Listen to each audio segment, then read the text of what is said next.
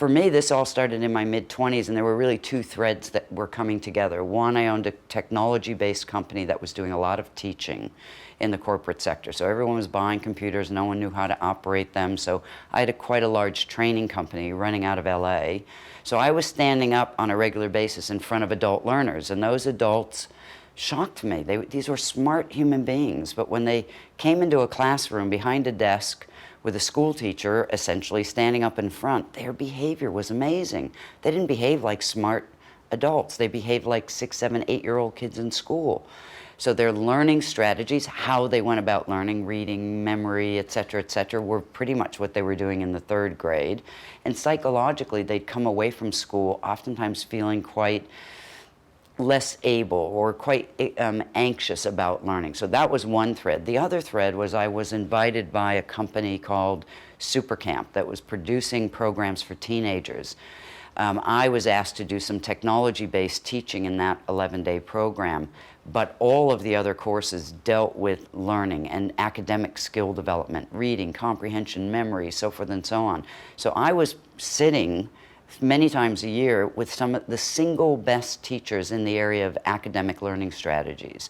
So those two things coming together, I thought, geez, if my adults in my classes knew this about learning, they would have a far better chance of succeeding and being more effective in the classes that I was teaching. So those two things came together, and at that point I thought, this is far more important for us to help adults become better learners, regardless of what it is they have to learn, technology or learning how to sail for that matter.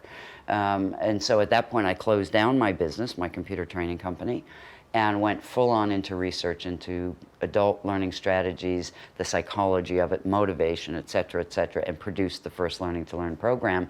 And that happened to get done down here in Australia because I was here working with teenagers and they all had parents.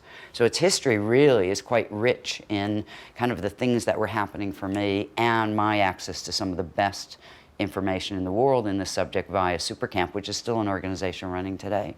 So this program, from what I understand, is about learning to learn, but where does reading, comprehension and memory come into it? Yeah, I'm glad you asked that too, because people get confused a bit. Sometimes they see Learning to Learn as a reading course or a speed reading course or a memory course, and it's not that really at all. The point of the program is to help adults and teenagers reevaluate what learning is for them.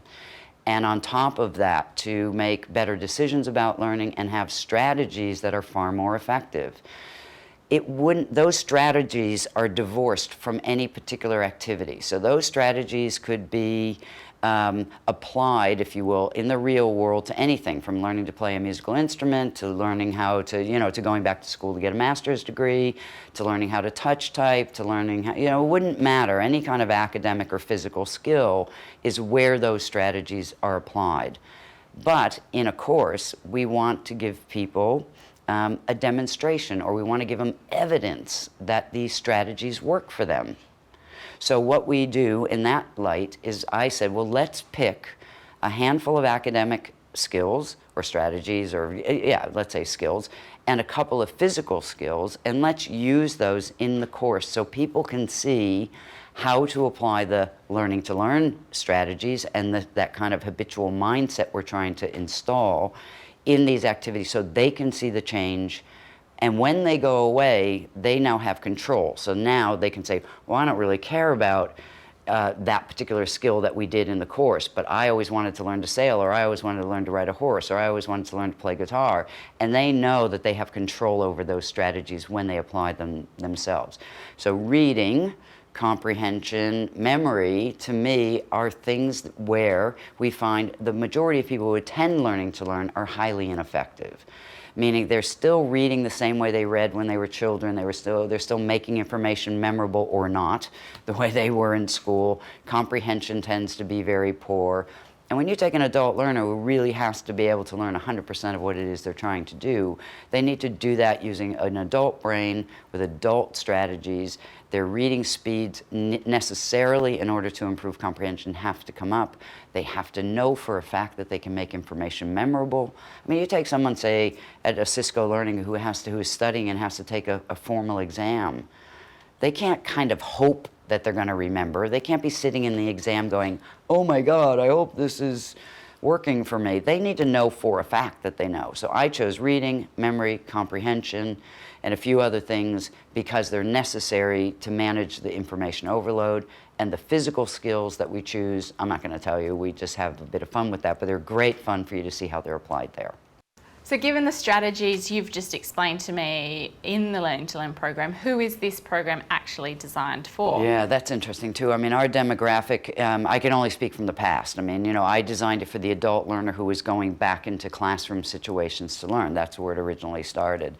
But over the years, you know, and had tens of thousands of students through the program, I'm getting everything from high school students. I get young adults who are in university. The majority, probably 80% of the people, come out of the corporate or industrial or education sectors, now, or government sectors. Now, what does that sound like? It sounds like all of humanity.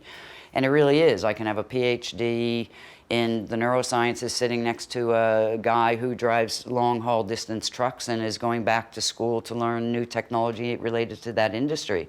So it doesn't matter whether they've done their HSC or they have an advanced degree, or they're a young person, or they're retired and now they kind of have this idea that they want to learn some new things. They all sit in that same classroom, and because my work works with what's in common with them, they're all human beings, they all have a brain and nervous system, they all have the opportunity to develop. So because I'm dealing with that, it doesn't matter whether they're 15 or 65 or 30, and you know, they all learn. It's also a course that isn't about what I decide you want to know or you do with it. So it's about, here's what I know you need to develop, here's how it works, you get evidence of it, now go apply it in your life to the things you want to know.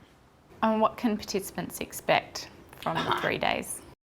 Again, you know, what I think they get and what they tell me they get are two really different things. What I can say is from the feedback, and we get feedback 1 year, 5 years, 10 years, 20 years even after the program of what people do, I would say that people say it was a profound experience for them in resetting their understanding of how to approach any kind of goal where learning is involved. Their achievements became a matter of just knowing. It was a matter of waking up every day and with frequent and consistent action in the direction of that goal. Most people speak of it as just an illuminating experience for them. The actual event itself is fun, it's intense, it's a lot of wow factor in the sense of people go, why did I never think that thought before? People are moved in the course because it resets a lot of their ideas that they may have come away with from school, especially if those were negative.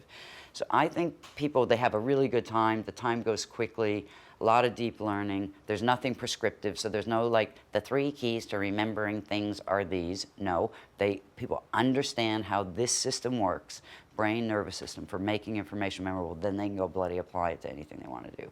So what I say to expect, a really intense and fun 3 days meeting, all smattering of humanity, and come and have a lot of laughs and play with me.